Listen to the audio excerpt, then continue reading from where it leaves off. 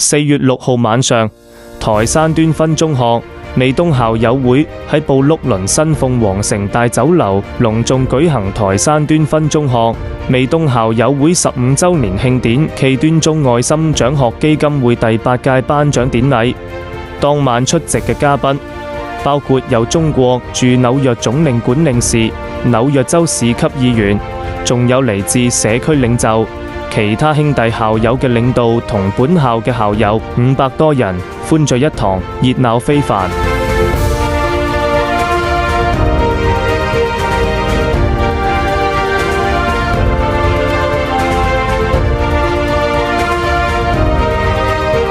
由於今晚嘅慶典盛會，嘉賓陣容鼎盛，節目內容豐富，流程亦相當緊湊。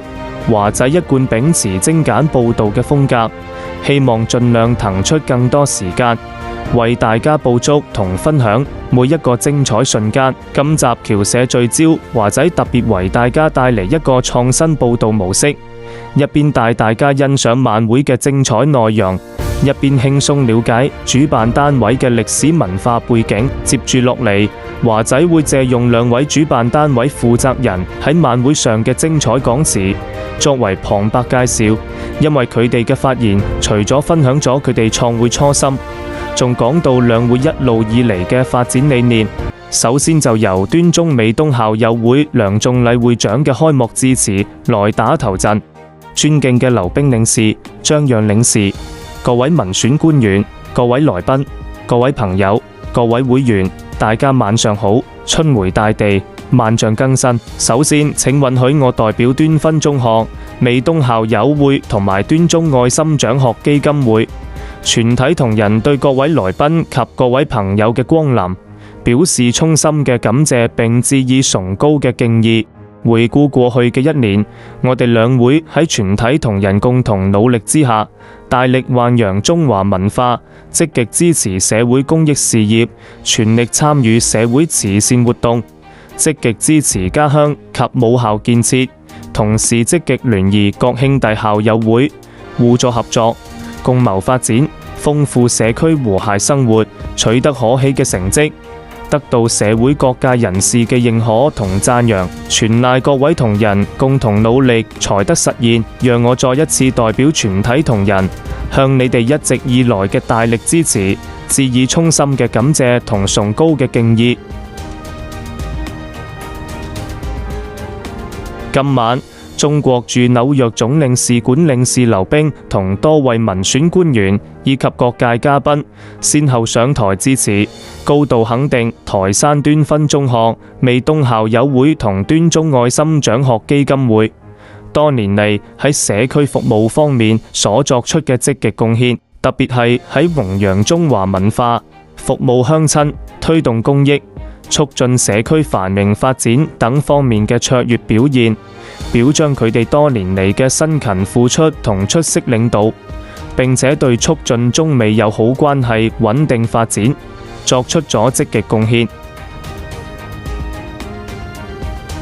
當晚主辦單位特別安排隆重而充滿喜慶氣氛嘅切蛋糕儀式，多位嘉賓、校友代表同基金會成員一齊上台，喺熱烈掌聲同祝賀聲中，一齊見證呢個具有紀念價值嘅歷史時刻，齊齊祝願校友會會務蒸蒸日上，基金會善業廣傳，繼續為母校增光，為社區造福，為學子送上更多希望同力量。Happy birthday to you。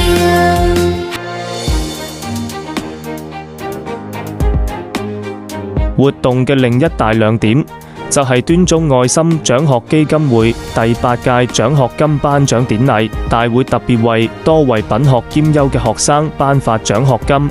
表揚佢哋過去喺學業上嘅努力同優秀表現，同時勉勵佢哋要繼續努力向學，將來飲水思源，回饋社會，傳承愛心，將呢份正能量延續落去，造福更多有需要嘅人。梁華超董事長喺致辭中表示，過去1年，基金會秉持奉獻愛心、廣結善緣、助慶教育、造福社會嘅宗旨，積極開展一系列社區公益活動，包括獎學金資助、文化交流、義工服務以及公益旅遊等。我們希望通過獎學金計劃，為有夢想、有潛力嘅學子提供幫助，讓他們能喺學習嘅道路上無後顧之憂，勇敢追夢。喺新嘅一年，基金會將繼續努力，拓展更多助學同公益項目，惠及更多需要幫助嘅學生和家庭。我們希望能攜手更多有志之士，共同播撒希望嘅種子，讓更多年輕人擁有改變人生嘅機會。